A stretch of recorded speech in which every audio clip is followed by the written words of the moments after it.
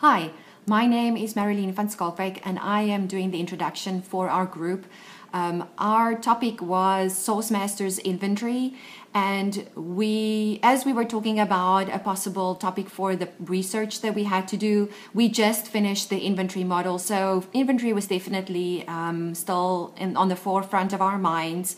And with me working with this company a few years ago, we were able to really get some in-depth knowledge about their current business structure, how things work for them, and also the opportunity where we could add value to their business. So our client is called Sourcemasters, and we were able to get 4 years worth of their sales data. So that's the sales data as well as the inventory that they carried for the 4 years. And we could use that to calculate the accuracy of the method that they use to currently forecast, which is an amended 3-month weighted average. So for instance, they would take for January through March 2016, they would take the sales for January through March 2015 and work out an average for the 3 months, and then also add a percentage to that for growth. And they would use that to do the planning going forward, and to be able to plan the orders that they have to place with their contract manufacturers. So we learned that we could use the base information, the raw data that they gave us, and we could test it against the different models that we had to find out a best fit for them, to look at a forecasting model for them going forward.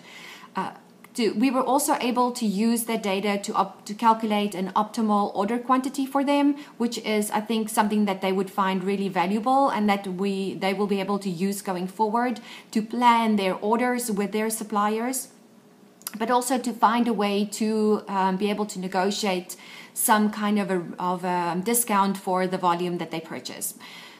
So for us, the deliverables to the client would be giving them a better fit for a forecasting model, but also to give them a spreadsheet that they could use to calculate their economic order quantities.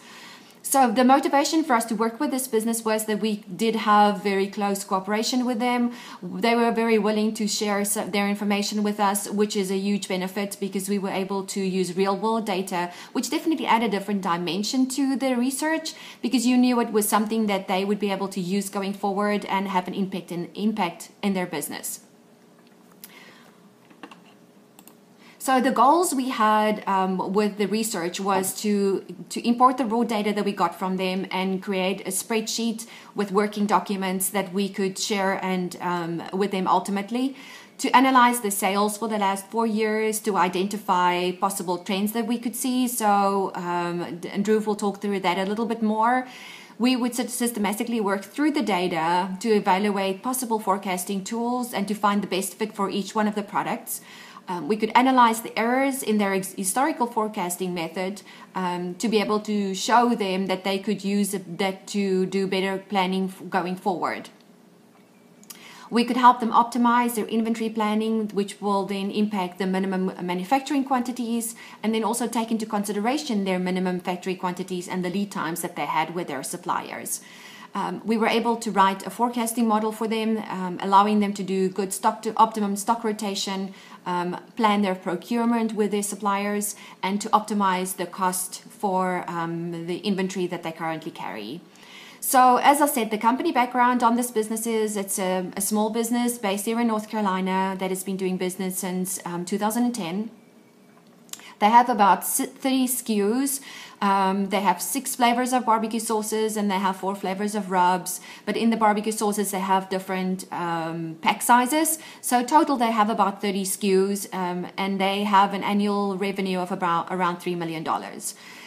They really focus on local distribution, local and regional distribution for their range of products that they utilize, doing some of it themselves and some of them goes through brokers. But in essence, their main clients would be Kroger, Harris Teeter, Costco. They do some business with Lowe's Foods, and a little bit with Food Lion. But in essence, it's a very regionally orientated and focused business. So it was great to work with someone that is local and that is supporting local business in our area.